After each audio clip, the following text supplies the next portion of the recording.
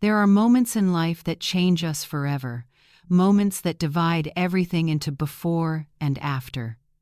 For me, that moment happened in the cold hallway of a hospital in New York, under flickering fluorescent lights, while nurses hurried past without even glancing at me.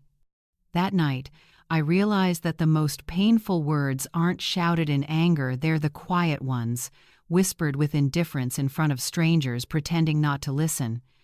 "Mom, Valerie just wants her immediate family here." My son's voice sounded distant, even though he stood only a few steps away. I searched for his eyes, the same eyes I saw open 32 years ago, the eyes that once shone with love when he was little. Now, those eyes avoided mine, filled with shame, as if I were something to be hidden. And just when I hoped to find a trace of regret, a flicker of the boy who once adored his mother, Daniel, my son, finished the sentence that broke my heart. "Please don't push, Mom. She's never liked you." The world went silent. The hospital noises faded, footsteps became distant echoes. I stood frozen, feeling something inside me shatter. I had just spent 12 hours on a long-distance bus, sitting on a hard seat that smelled of oil and old food. 12 hours staring through a fogged window, watching towns, mountains, and endless roads pass by, imagining the moment I'd finally meet my grandson. I had planned every detail of that meeting. I pictured holding the baby for the first time, his tiny warmth, the soft scent of his hair, the smooth skin against my cheek. I imagined Daniel's proud smile as he introduced his son to me. I imagined his wife, Valerie, tired but happy, allowing me to help. I had imagined everything except this. Never did I think my son would look at me like a stranger, like a problem to be managed, like a burden to be removed. The sound of my grandson's first cry came from behind a closed door. I stood outside, silent, an outsider, forbidden to step in. I remembered all the nights Daniel cried as a baby, and how I carried him in my arms till dawn, pacing barefoot across the cold floor, humming songs I made up, promising him everything would be okay. His father slept soundly, and I held that child until his cries turned into steady breaths. I remembered the fevers, the rushed trips to the hospital, the quiet fears only a mother understands. And now, that same child I once protected told me I wasn't welcome in one of the most important moments of his life. My name is Amy Carter. I'm 61 years old. I was born in Nashville, in a small house with a wide yard and an old apple tree. I grew up helping my mother cook, learning to bake apple pies, listening to her lessons about life and love. I married at 22 a kind, hard-working man named Robert. He wasn't talkative, but he had the warmest heart. We had Daniel when I was 29, and from that moment on, my life revolved around him. When my husband died suddenly of a heart attack, Daniel was 15. Robert left quietly, like a door closing without a sound. From then on, it was just the two of us, me and my son, trying to survive. I sold our small shop and took any job I could find. At night, I cleaned dental offices, my hands reeking of disinfectant.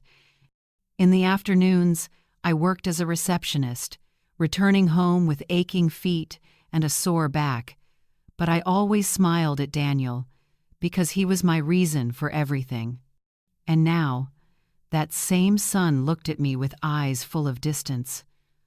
I stayed silent, not because I had nothing to say, but because there were too many things that didn't need to be said. I wanted to scream that I'd traveled 12 hours for him. I wanted to remind him of every sacrifice I had made. I wanted to ask when he had turned into this cold stranger, but I didn't. Because my mother once told me sometimes silence is dignity. I nodded, swallowed the burning tears behind my eyes, and refused to let them fall. I wouldn't let anyone see me break. I picked up my old dark brown leather purse, the one my mother gave me when I turned 30. She said, "Carry this with you during the important moments of your life." And she was right. That purse had been with me when Daniel was born, when he graduated, when he moved to New York to start his career, and now again witnessing my humiliation. I turned away without saying goodbye, without congratulations. I simply walked down the long corridor of St. Mary's Hospital. The lights flickered above me. The air smelled of antiseptic. I passed crying babies, families laughing, new grandparents taking photos. I saw mothers and grandmothers holding newborns, tears of joy shining in their eyes, and I kept walking. When I stepped outside, the February wind hit my face. I stood on the sidewalk watching cars go by, people coming and going from the hospital, life continuing as mine seemed to collapse. I didn't know where to go. The bus home wouldn't leave until the next day. I hailed a cab to a cheap hotel I found nearby, a small room with thin walls and a squeaky bed. Laughter and television echoed from the hallway. I sat at the edge of the bed and finally let the tears fall. I cried harder than I had since the day Robert died. I cried for every broken expectation, for the grandson I hadn't met, for the son who once said, "I love you, Mom." I cried for the teenager who wept in my arms the night his father passed, and for the man who had promised to always be there for me. Where was my son now? When did he become this stranger? That night, I couldn't sleep. I stared at the ceiling, listening to the hum of the city outside, thinking about everything I had lost. In the morning, I took a long, hot shower, trying to wash away the grief. I wore the navy blue dress I'd brought for the occasion, put on light makeup even though no one would see me, because I didn't want to look defeated. I went down for breakfast, weak coffee and a stale pastry, but I couldn't eat. I spent the whole day wandering around the city, walking past shop windows, sitting on park benches, watching families stroll by, mothers holding hands with their children, grandmothers laughing with grandkids while I felt completely hollow. By evening, I went to the bus station and sat waiting. Everyone there had someone picking them up. I had only an empty house waiting for me in Nashville. The bus pulled away. 12 more hours. But I didn't stare out the window, dreaming of joy. I only saw my own reflection, a tired, 61-year-old woman, worn down and alone. I wondered if Daniel even realized I was gone. Did he feel regret? Did he think, I should have treated my mother better? Deep down, I knew the answer, probably not. He was likely happy with his new family, while I had become an uncomfortable memory. When I arrived home, dawn was breaking. Everything was exactly as I'd left. It, the unwashed coffee cup, yesterday's newspaper, and silence. Once, that silence meant peace. Now it meant loneliness. I set my suitcase down, hung the leather purse on the hook, made a cup of coffee, and sat at the kitchen table where Daniel once did his homework while I cooked dinner. Now, it was just me. The house felt heavier than ever, but the silence pushed me back into the memories of how everything began. Sometimes we trust the wrong people, and the price is a broken heart. Have you ever been disappointed by someone you love? Tell me your story. There are memories we keep like perfect photographs, frozen moments from a time when life was simpler, when love hadn't yet hurt us, when motherhood felt natural and pure. Daniel was born on a July morning 32 years ago. That night, it stormed so hard that thunder shook the windows. I lay in bed, clutching my stomach as the contractions came faster. Robert rushed around the room, fumbling for the car keys and hospital bag, trying to stay calm even as his hands trembled. I kept breathing and said, "Calm down, Robert. We still have time." But we didn't. The contractions grew stronger, closer together. My body knew it was time, even if my mind wasn't ready. Robert helped me down the stairs. The rain drenched us within seconds. He drove faster than ever, eyes locked on the road, hands gripping the wheel, wipers working at full speed through the downpour. "Hang in there, honey. We're almost there." I sat in the back seat, breathing steadily as I'd learned in class, counting between the waves of pain. Through the rain-covered window, the city blurred, and all I could think was, soon I'll meet my child. We reached the Central Hospital at dawn. The nurses greeted us with kindness and professionalism. They helped me change, attached monitors, and checked the baby's progress. "Things are moving fast, ma'am. This baby can't wait to meet you." Robert held my hand the entire playing time, wiping the sweat from my forehead, whispering, "You're doing great, sweetheart. You're amazing." And then, when the time came when my body felt like it was tearing apart, when the pain almost made me faint, I heard the first cry. My son's cry. "It's a boy," the doctor said. A healthy, beautiful baby boy. They placed him on my chest, wet, wrinkled, perfect, his tiny fists clenched, his breath quick and fragile. When his skin touched mine, when I felt his warmth and heard his breathing, I knew my life had changed forever. "Hello, my sweet boy," I whispered. "Mommy's here." Robert stood beside me, tears streaming down his face as he held both of us. In that small hospital room, with rain still tapping against the windows, we were the happiest family in the world. We named him Daniel, after my grandfather, a gentle farmer with rough hands and a kind heart.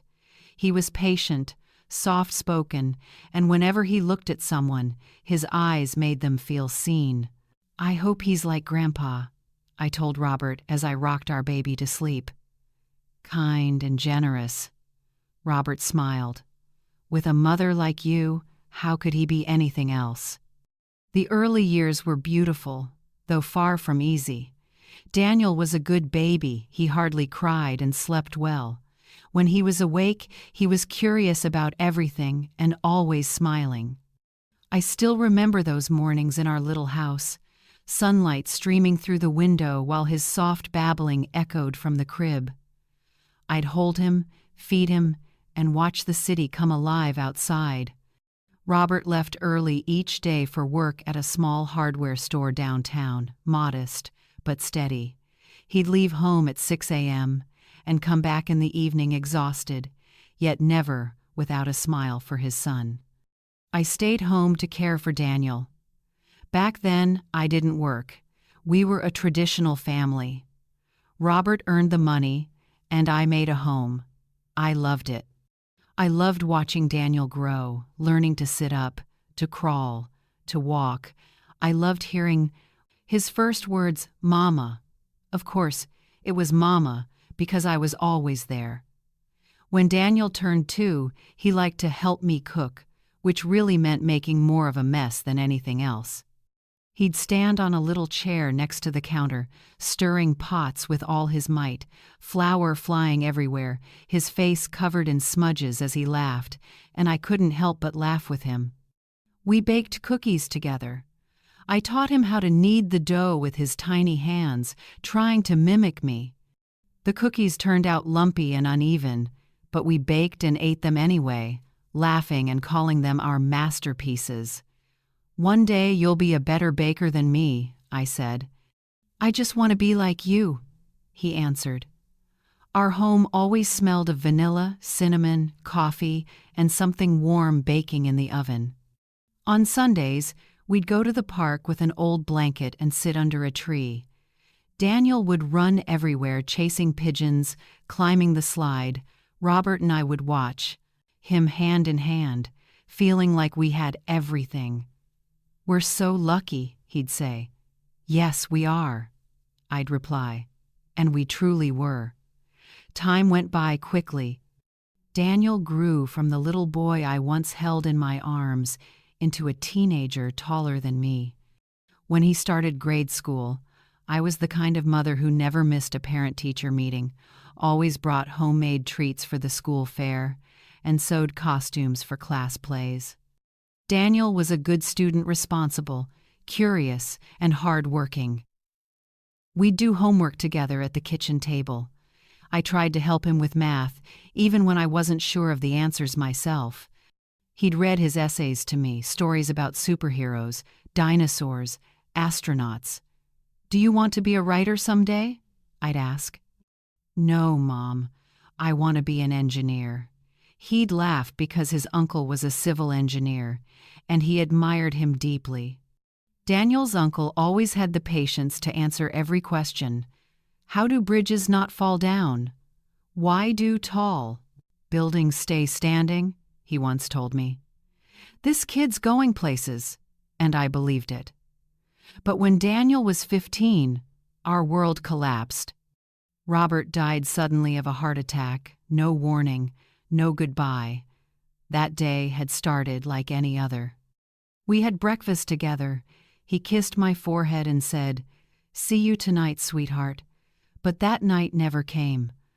I got the call from the store. "Mrs. Carter, please come to the hospital right away." "What happened to Robert?"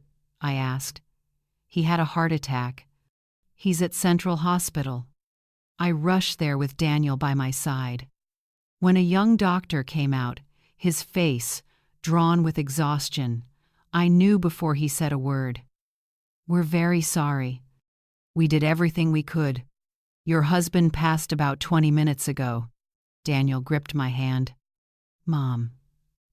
I didn't know what to say, didn't know how to make him understand that his father wasn't coming back, that our family of 3 had just become 2. They let us see him. One last time. Robert lay still, his face peaceful as if asleep. Daniel stepped forward, gently touching his father's hand. "Dad." Then silence. My son, almost a man, yet still my little boy, collapsed into sobs. The days that followed were a blur. The funeral, visitors, financial decisions, selling the store, paying off debts. I had no choice but to sell Robert's hardware store. The money covered the debts and funeral costs, and what was left I saved for Daniel's future. I swore to myself that no matter how hard I had to work, my son would have the education he deserved. I got a job cleaning a dental clinic. The pay was small, but it was work. I started at 5 a.m., scrubbing floors, bathrooms, and windows, surrounded by the sharp smell of bleach. My hands grew rough, my back ached constantly, but I didn't complain because I had a son to live for. By 2 p.m., I'd leave the first job and go straight to my evening shift as a receptionist at another clinic. I answered phones, scheduled appointments, smiled at patients even when I was exhausted. I'd get home around 8 p.m., and Daniel would already have dinner ready. He'd wait for me with that same familiar smile. "How was your day, Mom?" "It was fine, sweetheart. How was yours?" "Good."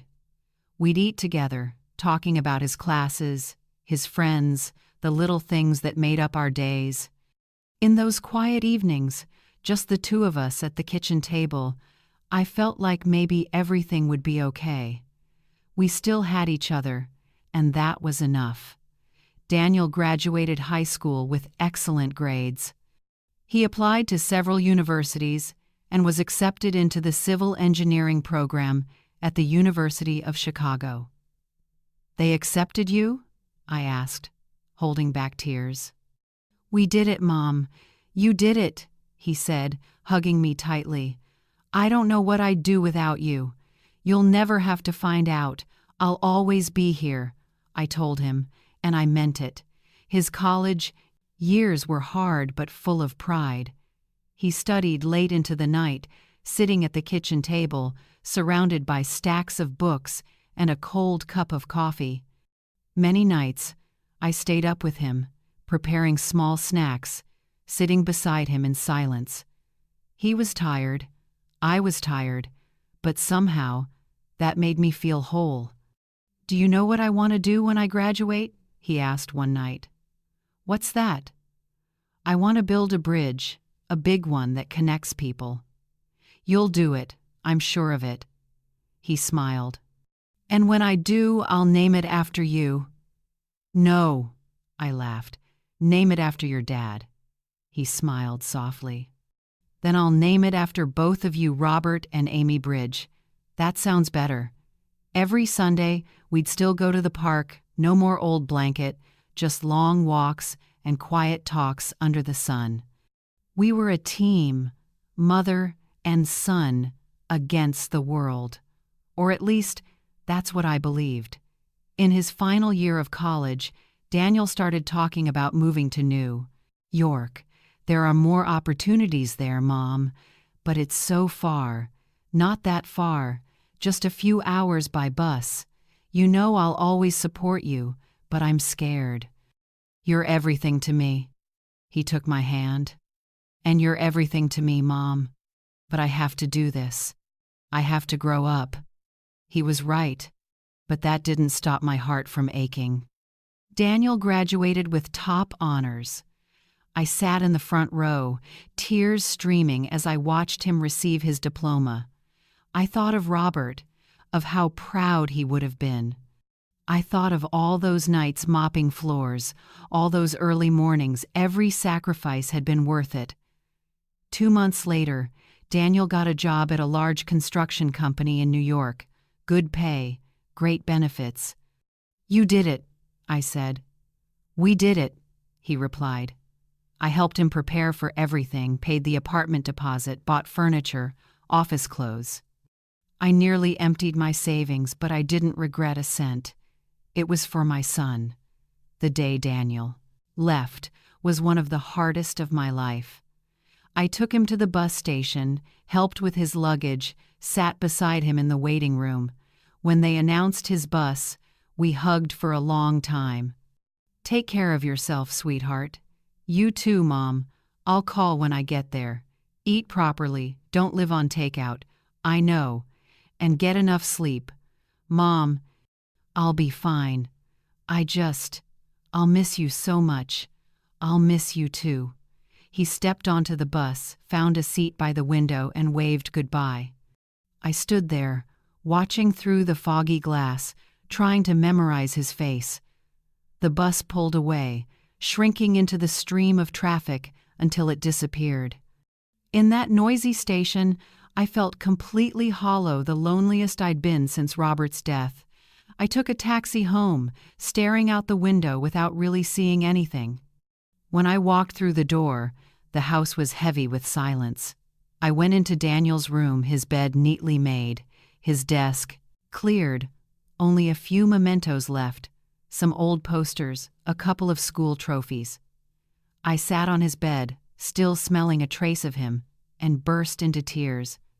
Tears for my son leaving, for the empty house, for realizing that for 17 years I had lived only for him and forgotten how to live for myself. I told myself, "This is normal, Amy. Children grow up and leave. That's life." I tried to believe it, to feel proud, to tell myself I had fulfilled my duty as a mother, raising him until he could stand on his own. But deep down, I felt something else.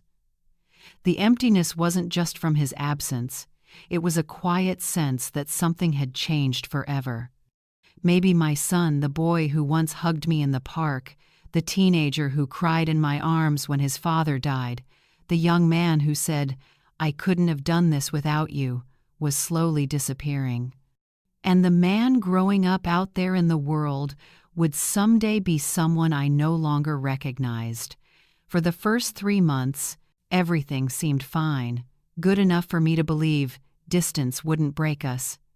Daniel called every night after work, always at 9 p.m. No matter what I was doing, I'd answer immediately. "Mom, it's me. How was your day?" "Good, sweetheart. How was yours?" We talked about everything, his projects at work, his co-workers, the fast-paced city that still overwhelmed him. "It's huge, Mom." So many people, so much traffic, so loud. Do you like it? I do, but it's exhausting. Sometimes I miss how quiet Chicago was. You can always come home, you know. This house is waiting for you. I know, Mom, thank you.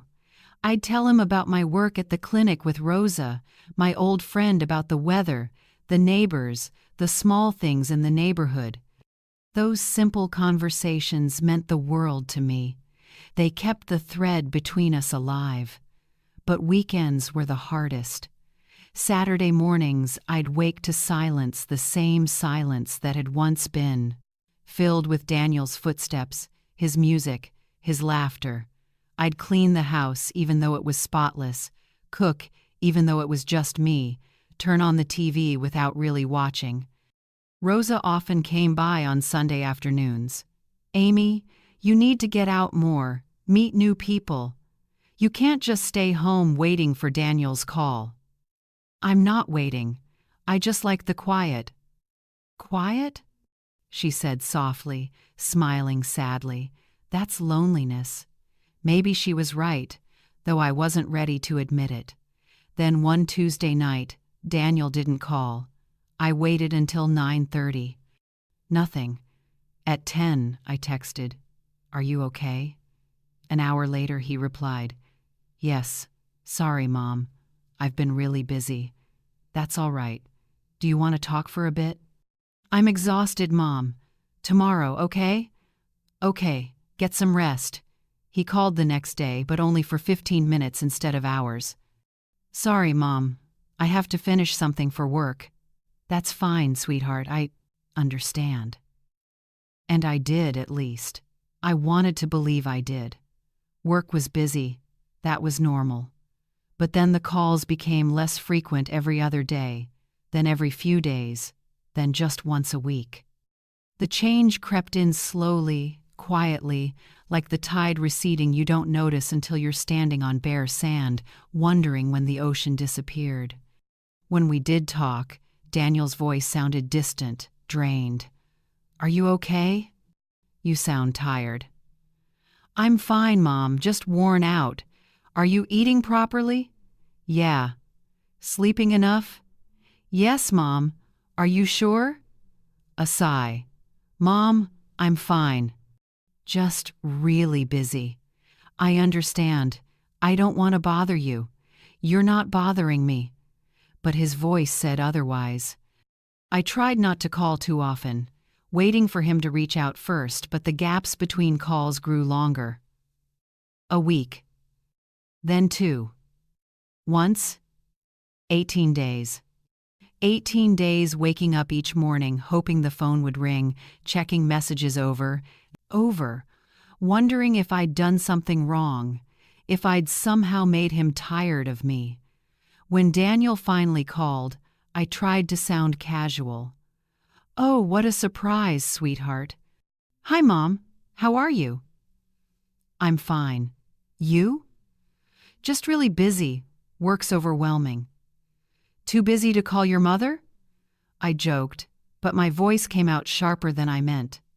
Silence. "I'm sorry, Mom. I'm just overloaded." "It's all right. I just miss you." "I miss you too, but you have to understand life. Here's different. I have a lot of responsibilities." "I know. I'm not pressuring you. I just want to hear your voice. You will. I promise I'll call more often." But he didn't. The calls grew fewer, shorter, emptier, as if with every conversation, he drifted a little farther away. Now he no longer told me about his day, and he never asked about mine. The calls became shallow, like a task to check off. "How are you?" "Fine, Mom." "What did you do today? Worked? Anything new?" "No." "Okay, rest then." "Sure. Take care, Mom." And the line would go dead. I'd sit there, phone still in my hand, feeling something invisible but real cracking between us. Then, during one of those brief calls, Daniel said something that made my heart skip. "Mom, I met someone." My heart clenched, but not from worry, from joy. My son had met someone. Really? I'm so happy for you. Tell me everything. I heard genuine excitement in his voice. Her name's Valerie. She's an architect. We work together. That's wonderful, sweetheart. What's she like? She's amazing. Mom's smart, talented, beautiful. She's 28, graduated from Columbia University. Daniel was 24. She was 4 years older, but I didn't mind. I'm so happy for you. How long have you two been together? About 2 months. 2 months and he was only telling me now. Is everything going well? Very well, Mom. I'm really happy. I haven't felt like this in a long time. The joy in his voice moved me deeply. I was genuinely happy because every mother only wants one thing for her child to be happy. I'd love to meet her someday. There was a brief silence. Of course, Mom. There'll definitely be a chance later. Later? Yes, Mom. It's still a bit early. We're just getting to know each other. All right, whenever you're ready. Thanks for understanding. Send me a picture of you two. Maybe later, Mom. I have to go now. Valerie's waiting. Valerie's waiting. Those 2 words cut through me, though I couldn't explain why. All right, sweetheart, have fun. Thanks, Mom. Love you. Love you too. He hung up before I could say another word. I sat there, staring at my phone, trying to make sense of what had just happened. My son had a girlfriend that should have been good news, so why did my chest feel so heavy? I told myself it was only a mother's natural worry, the unease that comes when her child enters a serious relationship. But no, something was different. It was in the way he said her name, the tone when he mentioned Valerie's waiting, as if she had become the center of his world and I was just a shadow fading in the background. In the weeks that followed, my fear quietly came true. Daniel barely called anymore, and when he did, he only talked about Valerie. Valerie and I went to this restaurant. Valerie showed me this place. Valerie said, everything was Valerie.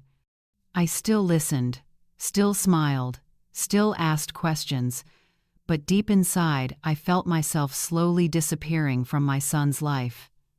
I'd text him, and he'd reply hours later, sometimes days. Sorry, Mom, I've been busy with Valerie. I tried to learn about her from the few details Daniel shared. Valerie came from a well-off family in New York. Her father was an architect too, her mother a college professor, and her younger sister was in medical school. A family nothing like ours, wealthy, educated, respected. I was just a working woman, a widow who raised her son alone cleaning clinics while Daniel went to school on scholarships. I wondered what Valerie would think if she knew about us, about me. I tried to push the thought away, but it lingered, especially as Daniel shared less and less. One evening, while we were on the phone, I heard a woman's voice in the background. Daniel, I'm heading out. Coming, sweetheart. I froze. Is Valerie there? Yes, Mom. She stopped by. Oh, I didn't know you two were living together. Silence for a few seconds. We're not, Mom. She just came to visit. I see. Another awkward pause. Mom, I have to go now. We're heading out. All right. Have fun. Thanks. Talk later. But that later never came. The next month, Daniel grew even more distant, almost completely gone from my life. On my 60th birthday, he didn't come home. He just sent flowers through the mail, 12 yellow roses, one for each month we hadn't seen each other. The card read, Happy birthday, Mom. Sorry I can't be there. Valerie and I are busy with work. Love, Daniel. I sat looking at the bouquet for hours. The flowers were beautiful, surely expensive, but cold. No warmth, no affection, just a reminder that my son was far away, busy building a new life. Rosa, my closest friend, arranged a small dinner at my house, inviting a few neighbors. We ate chicken soup, sang happy birthday, cut the cake. Everyone asked, "Your son didn't come home?" "He's busy with work." "That's too bad. He must miss you so much." I smiled and said, "I'm sure he does." But in my heart, I didn't believe it anymore. When everyone left, I cleaned up alone. I put away the food, washed the dishes, swept the floor, wiped the counters. The house was spotless, but my heart felt empty. I sat down with a cup of hot tea and looked at the vase of yellow roses on the table. And I allowed myself to admit what I'd been avoiding all along. My son was slipping away, and there was nothing I could do to stop it. Worse yet, I began to realize I might not be able to hold on at all. When someone decides something else matters more than you, no matter what you do, they'll still walk away. All you can do is watch them leave and try not to break. The roses wilted slowly, their petals turning brown and falling one by one. I should have thrown them away. Anyone else would have. But I kept them, letting them dry in the vase, like proof of something I couldn't yet admit, that the boy who once called me every day, who used to say, "I couldn't do anything without you," was gone.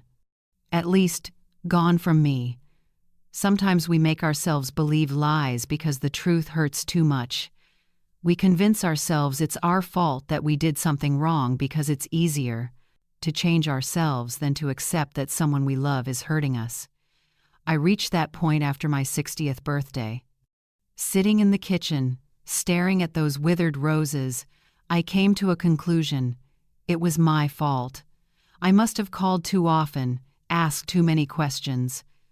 I was the clingy kind of mother, the kind who didn't know how to let go, who loved so much it suffocated. Daniel needed space, independence. And I, always wanting to stay close, to talk, had made him tired. The story fit perfectly with everything I'd read in parenting articles. Learn to let your grown children go. Don't be a controlling mother. Let them live their own lives. So, I decided to do just that. I stopped calling altogether. If he wanted to talk, he would call me. I wouldn't push anymore. A week passed, then 2, then 3, then a month. I checked my phone countless times but kept telling myself, "Give him time, he's just busy." Many days, it was hard to breathe from the emptiness. Every morning I woke with a heavy heart, wondering if today he'd call. I went to work, came home, looked at my phone, still nothing. Rosa noticed right away. "Amy, how long has it been since your son called?" "About a month." "Why don't you call him?" "I want to give him space. I don't want to bother him." Rosa looked at me with those eyes that had known me for 40 years. "Or maybe you're punishing yourself for needing him." "No, I'm just respecting his space." There's a difference between respecting space and erasing yourself from his life, Amy. So what do you want me to do? Call him and bother him? I just want you to remember, missing your child isn't a sin. I stayed silent.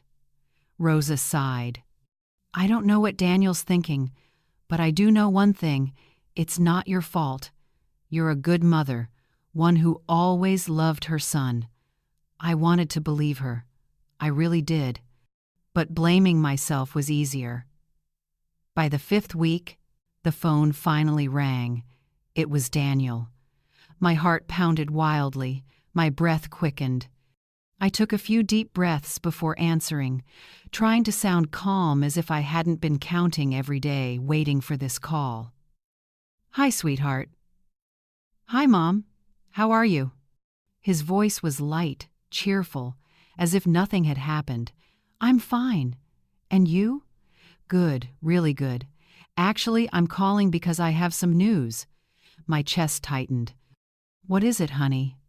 "Valerie and I are getting married." The world stopped. The ticking clock, the hum of the refrigerator, the dog barking outside all faded. "Mom, are you still there?" Yes, I am. Sorry, I'm just surprised. A good surprise, right? I swallowed hard. Of course. Congratulations, sweetheart. I'm so happy for you. And I was happy, but also confused, scared, and aching. Happy that he'd found love. Afraid that everything was changing too fast, and aching because I barely knew the woman who would share his life. In my head, one question echoed silently. Will there still be a place for me in this new life? Thanks, Mom. I'm so excited. The wedding will be in 3 months. Just something simple, in New York, with close family and friends. Of course I'll be there. A short pause. Great. I'll send you the details by email. Email. Yes, Mom, Valerie's organizing everything online. It's easier that way. I see, but I didn't see it all. Anyway, I have more people to call and tell the news. You've told others already? Yeah, Valerie's parents, her sister, a few friends, and your mother finds out last? The words slipped out before I could stop them. Mom, please don't start. I'm not starting anything, I'm just asking. It doesn't sound like asking. Mom, you're important to me, but I have a lot to handle right now. Not everything revolves around you. Those words hit me like a blow. I never said everything revolved around me. Then don't take it so personally. How can I not, Daniel? I'm your mother. Exactly. You're my mother, not my wife. Valerie is my priority now. The room went silent, heavy, suffocating, full of things neither of us could say. Mom, I'm sorry. I didn't mean it like that. I'm just stressed about the wedding. There's too much to do, too much going on. I understand, really. Thanks, Mom. Love you. Love you too. I heard the long tone of the call ending but kept the phone pressed to my ear, feeling my heart crack a little more. My son was marrying a woman I'd never met, in a wedding I hadn't been part of planning, and I still had to smile and congratulate him because that's what a mother is supposed to do. 2 days later, I received the invitation by email. It was elegant and beautifully designed in soft beige and gold tones. There was a photo of Daniel and Valerie, my son, beaming with joy, her radiant in a white dress, soft curls falling over her shoulders. They looked happy, in love. And me, staring at that photo, felt like an outsider. The card read, Daniel Carter and Valerie Thomas cordially invite you to their wedding. No, dear Mom.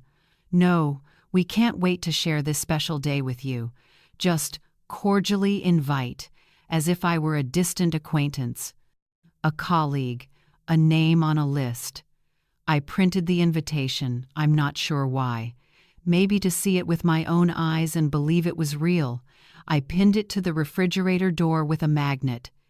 Each time I passed through the kitchen, looking at it made my chest tighten all over again. A week later, I gathered my courage and called Daniel. Sweetheart, I got the invitation. Oh, good. What do you think? It's beautiful, but I wanted to ask, do you think I could meet Valerie before the wedding? Maybe we could have coffee, get to know each other a little.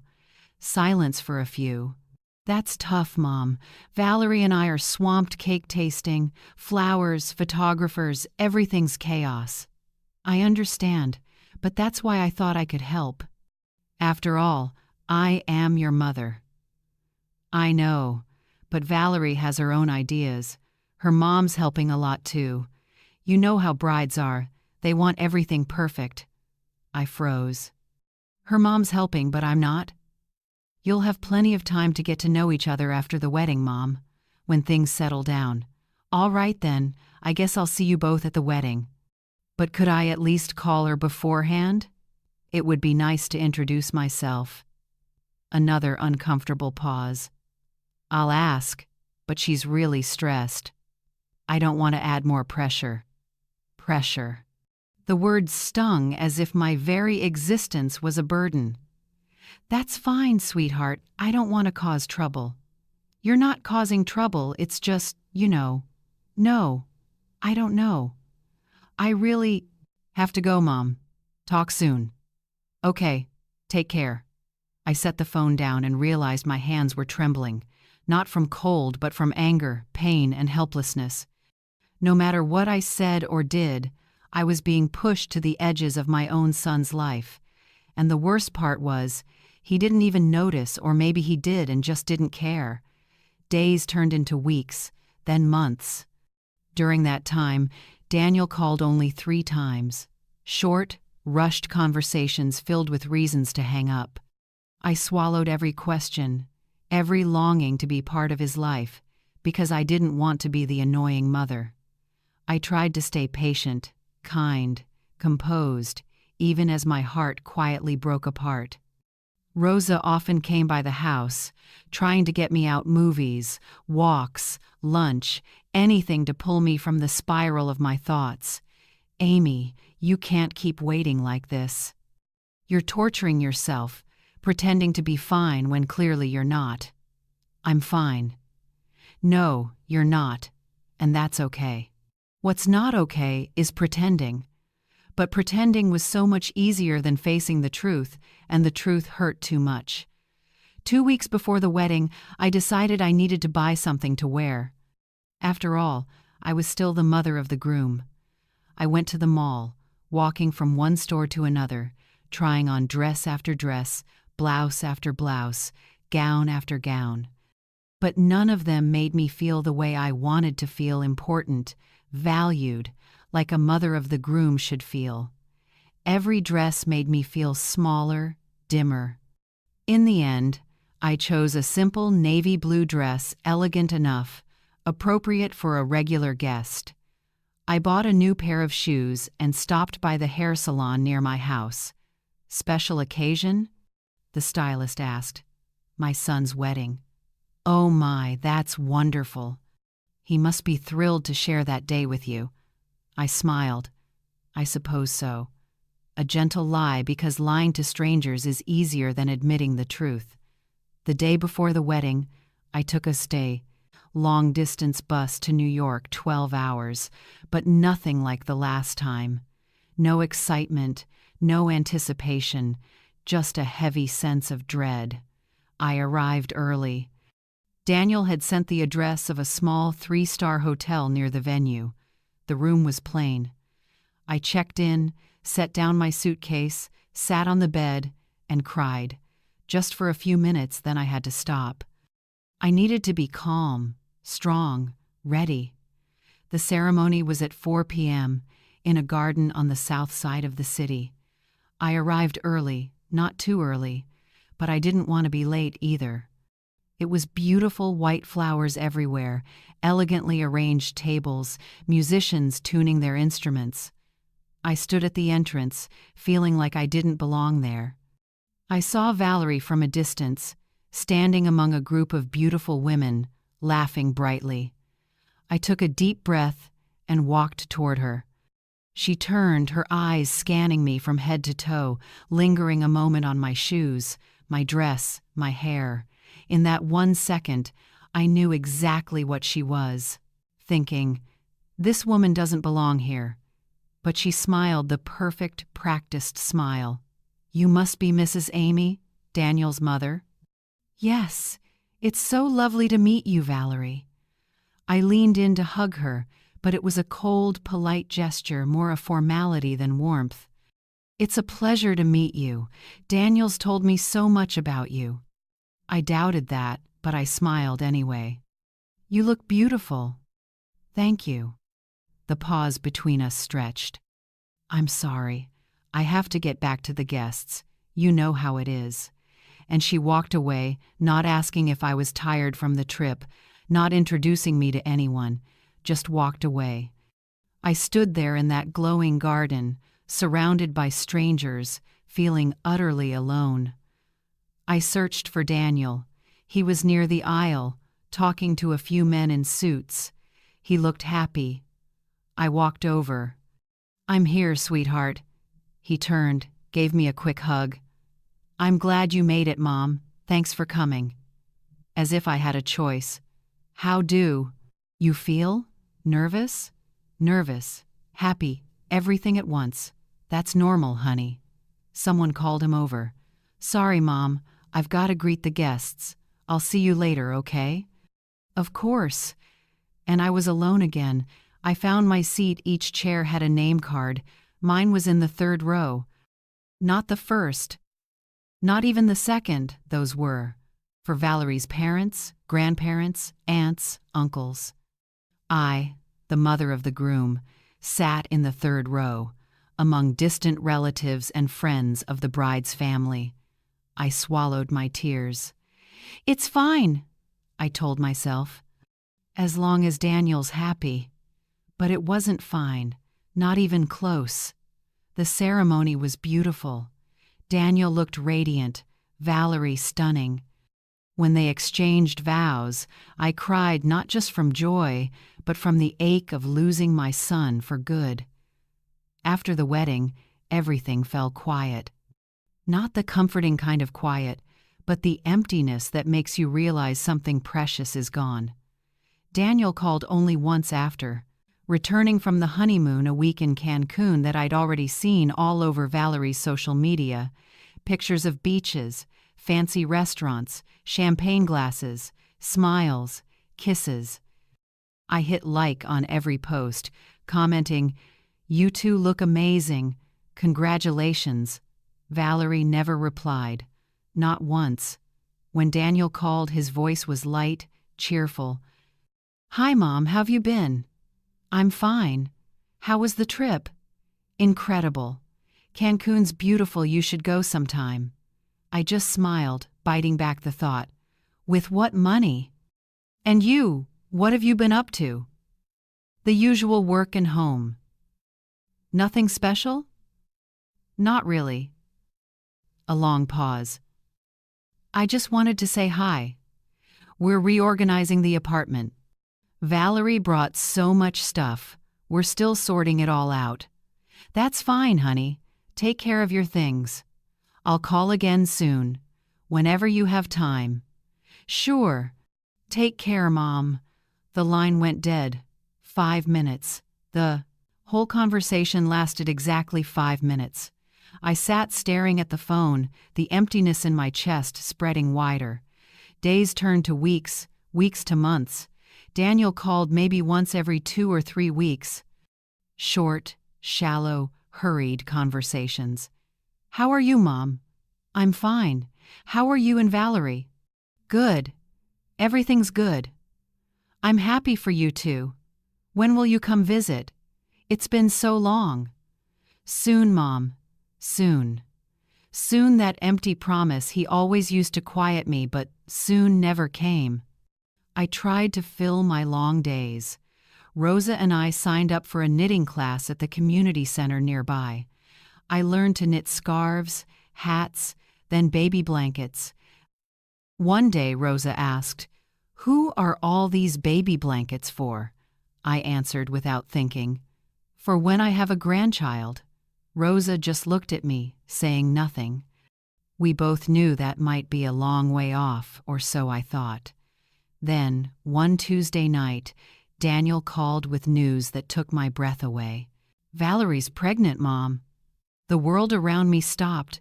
The TV, the fridge, the traffic outside all went silent. "Mom, are you there?" Yes, I am." "What did you just say?" "Valerie's pregnant. I'm going to be a dad." Tears filled my eyes. My heart swelled, half pain, half joy. "You have no idea how happy that makes me." I meant it. After all those years of raising him alone, after everything, I was finally going to be a grandmother. "How far along is she?" 3 months. 3 months, and he was only telling me now. "Why didn't you tell me sooner?" "We wanted to wait through the first trimester. You know how risky it can be." "I see. But deep down, I knew others must have known before me. Is Valerie feeling well?" "She's tired, but doing fine, really excited." "I'm happy for you both. Do you know the gender yet?" "Not yet.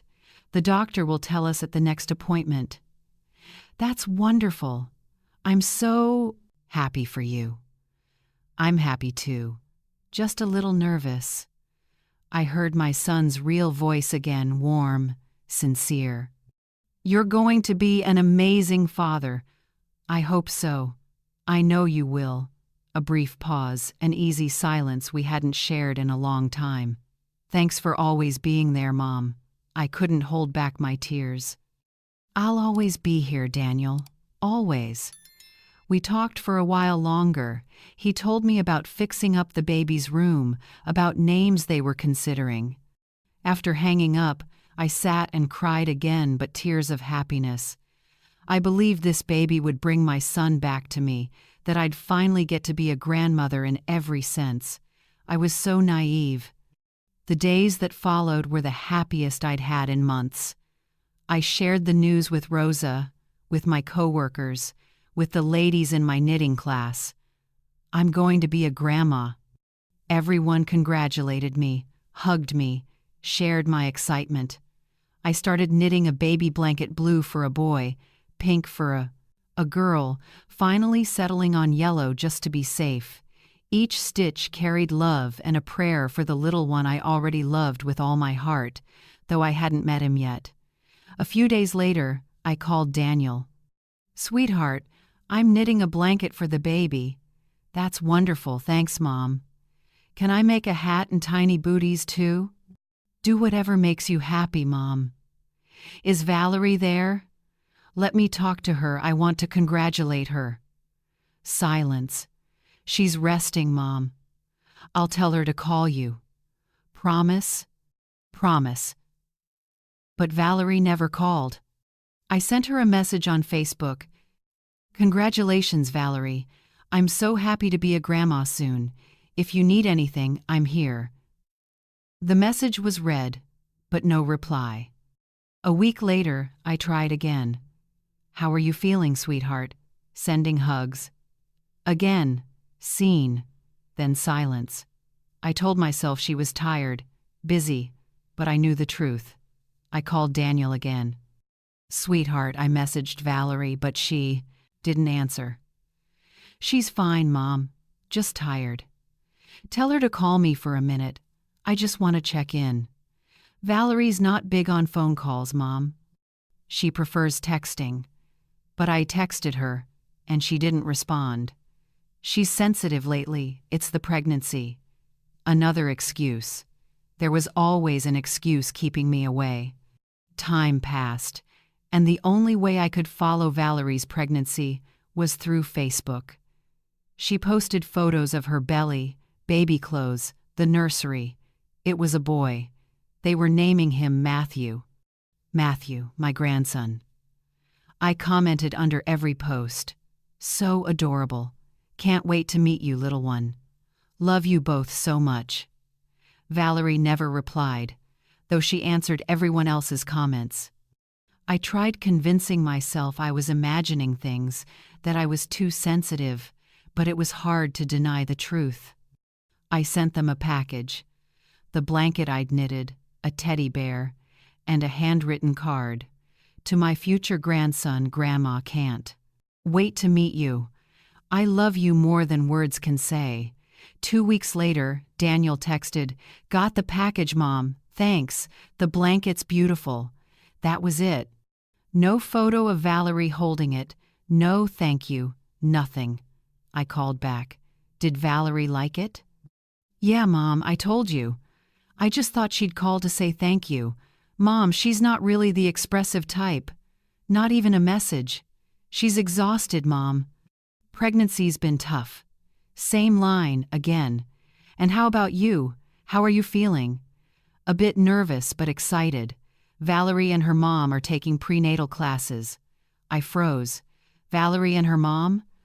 Not you? I go when I can, Mom. Work's busy.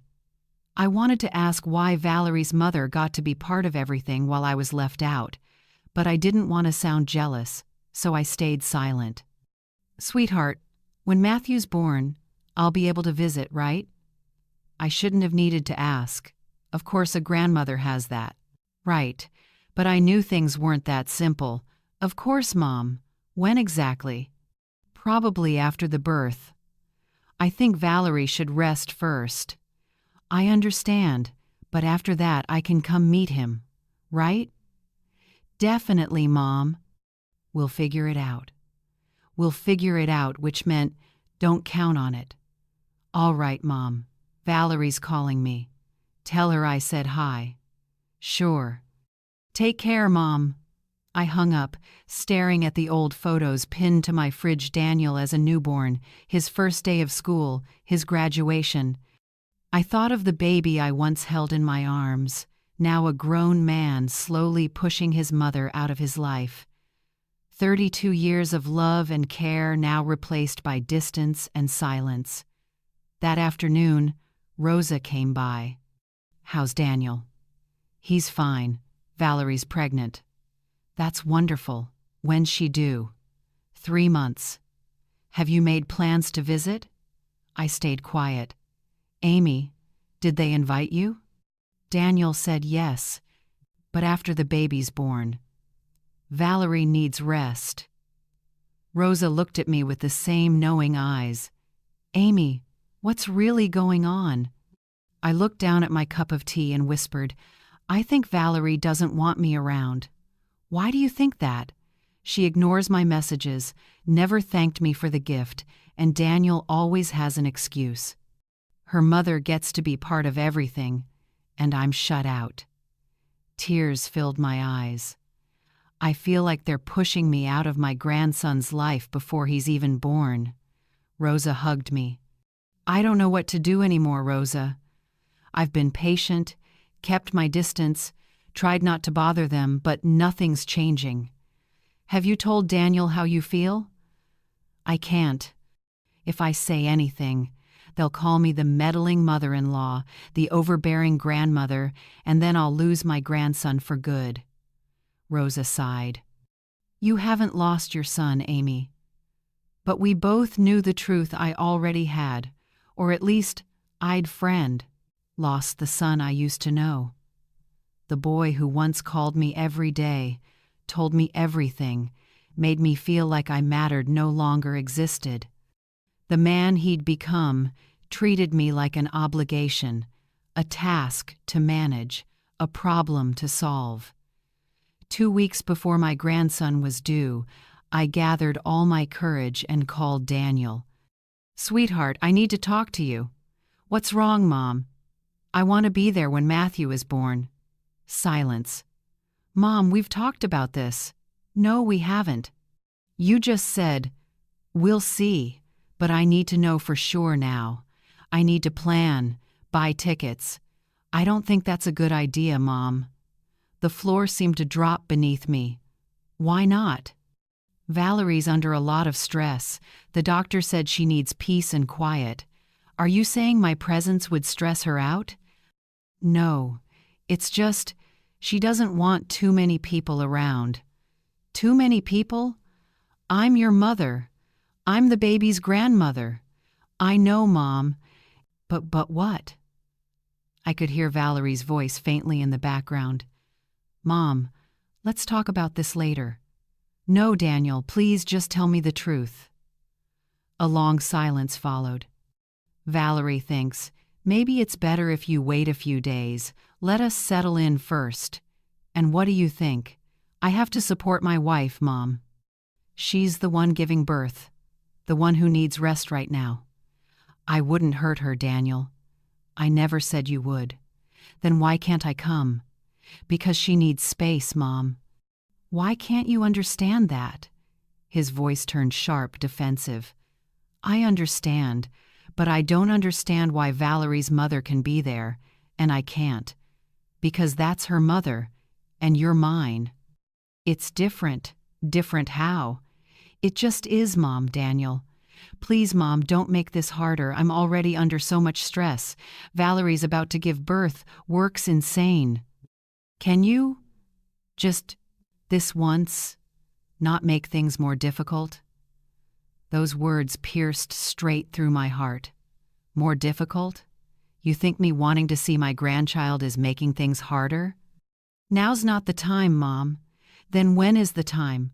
When I say so. The air grew cold between us. I took a deep breath.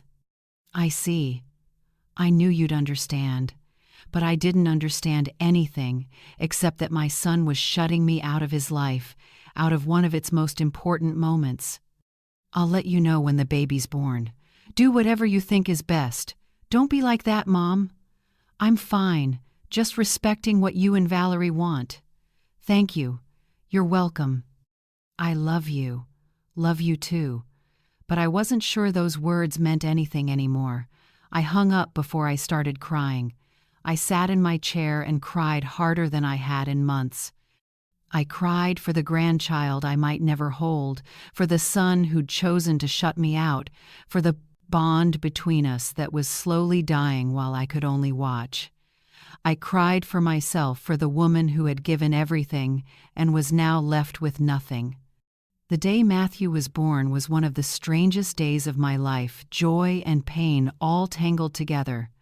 I didn't get a call, a message, or any notification. I found out through Facebook.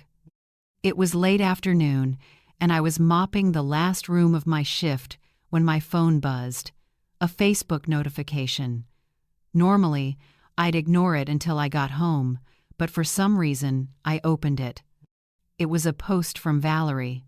The photo showed a newborn baby boy wrapped in a hospital blanket, tiny, perfect, eyes closed, fists clenched, skin still pink, wearing a white cap. The caption read, "The love of our lives has arrived. Welcome, Matthew Carter Thomas. Mom and baby are healthy." I froze in the middle of the room, still holding the mop, eyes fixed on the screen. My grandson's face appeared on my screen, and I realized I was seeing him for the first time like a stranger. Tears streamed down my face. I sank to the floor, gloves still on, and sobbed. A coworker walked in, alarmed. "Amy, what happened? Are you okay?" I couldn't speak. I just held up my phone. My grandson was born. "That's wonderful. Then why are you crying?" "Because this is the first time I'm seeing his face, and it's on Facebook." Her face changed instantly. She understood everything. "Amy." She helped me up, took off my gloves, and led me to the restroom to wash my face. "Go home. I'll finish your shift. But it's fine. Go. Call your son." I grabbed my purse and left the clinic. I don't remember how I got to the bus stop or how I made it home. All I knew was that somehow I ended up sitting in my kitchen, phone in hand, zooming in on my grandson's photo, memorizing every detail. He had Daniel's nose, a high forehead, tiny hands that looked just like my son's when he was little. He was beautiful. I zoomed in further, his lips, his cheeks, the curve of his little fingers. There were hundreds of comments under the post. "Congratulations to you both. He's adorable. Welcome to the world, little one." I didn't comment. I didn't know what to say or if I even had the right to say anything when I'd been excluded from the moment. Then I saw a comment from Valerie's mother. "My beloved grandson. Grandma loves you with all her heart. Welcome to the world."